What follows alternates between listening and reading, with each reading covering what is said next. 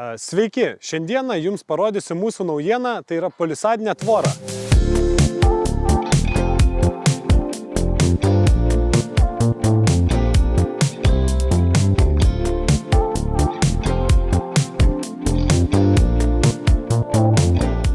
Šiandieną esame Pikutiškių kaime, šalia šio gražaus namo, kurį mes aptvėrėme. Dvibutis namas. Matosi, kad atskirti du atskiri butai, tai va šiek tiek papasakosiu apie detalės šitame gražiame sklype, kurį užsakovas be abejo sukūrė pats, taip pat ir prisidėjome mes su mūsų naujiena, tai yra polisadinė tvoralentė, kurią pristatėme Resta parodoje. Be abejo, vėl pasigirsiu, kad tai yra būtent pirmasis klientas, todėl mes jį rodome.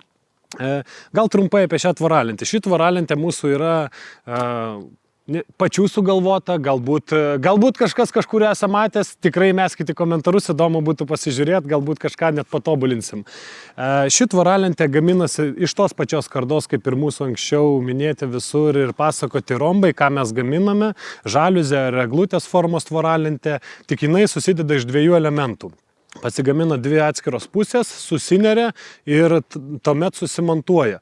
Vėlgi, pliusas šios tvoralentės yra toks, kad yra žmonių, kurie nori galbūt ne segmento vadinamo, kur galbūt tolumoje matosi už mano nugaros tinklas, sakykime, duoda šviesos pralaidumą ar matomumą, tačiau šita tvoralentė būtent tą ir suteikia, nes tu gali pasidaryti didelius tarpus ir jinai atrodo neapsunkina sklypo ir kuo didesni, sakykime, tarpai, vat kaip šiam užsakovui šiuo atveju, kaip jisai pats ir sako, pacituosiu, man suteikia erdvės mano sklype. Nes žinom, kad tikrai dvibučių namų sklypų kompleksuose būna sklypai dažniau mažesni negu įprasti, sakykime, vienbučių namų sklypai.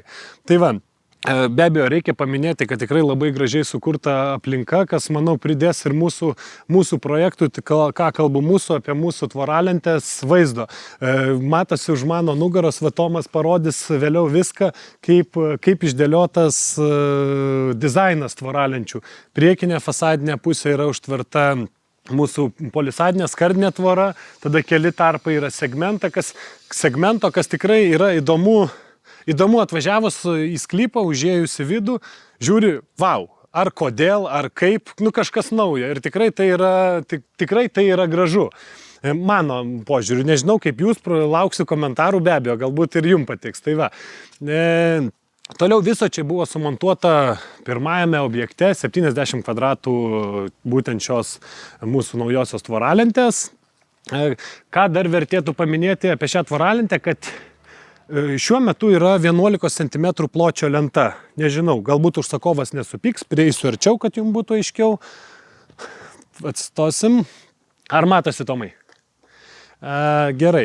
Šiuo metu yra 11 cm lenta. Vadinu lenta arba tvoralentė, bet ją galima būtų vėlgi pagal užsakovo norus sugalvoti ir nesugalvoti, o padaryti, sakykime, ir platesnė, ir siauresnė, ir storesnė. Čia vėlgi šitoj vietoje mes tikrai atviri pasiūlymams, jūsų tiksliau prašymams, mes tikrai galim pagalvoti, sukurti kažką iš naujos mūsų tvoralentės, dar naujesnė galbūt. Taip patgi šitas tvoros elementas gražiai atrodo su skirtingų pločių tvoralentėm. Jis duoda šiokio tokio šiuolaikiško dizaino. Bent jau mano nuomonė, apie ką mes galėsim galbūt ateityje pakalbėti, nes yra paslaptis, kad galbūt yra ir dar vienas klientas, kuris būtent taip ir nori padaryti. Šios tvoralentės montavimas yra, jeigu jūs matėt prieš tai mūsų video, kaip Marius pasakytų, čia nėra ką veikti, jeigu turi rankas, tai gali lengvai pasidaryti. Iš tiesų taip ir yra. Bet čia neįsižeiskit, aišku, apie tas turi rankas, čia toks tarp meistrų juokas, bet principė tikrai nėra sudėtinga montuoti, ją net galima montuoti labai paprastuoju būdu, kam yra sudėtinga vertikalioj padėty statyti tarp stulpų, ją galima susirinkti tiesiog lygioje plokštumoje, atsinešti visą segmentą, čia kalbu, jeigu montuojasi žmogus pats, ir tiesiog šitose vietose prisisukti su varžtais, todėl kad čia mes turime tikrai puikų prieėjimą, nelietuviškai skamba, bet galime tikrai pasiekti pritvirtinti varžtais šitose vietose. Tai dėl montavimo aspektų net nėra ką daug paminėti, nes tikrai yra labai labai nesudėtinga, bet reikia tiesiog pagalvoti ir pasiruošti prieš darbus viską, kad gautųsi toks vaizdas. Ir dar trumpai, šita tvoralentė taip pat galima su apdailėlėm. Apdailėlės yra minimalistinės, galima apdirbti pilnai stulpą, kad atrodytų kaip minimali kolona. Šiuo atveju užsakovas norėjo būtent taip, kad pasislėptų tvirtinimo elementai, kas yra kniedės ir kad jų nesimatytų.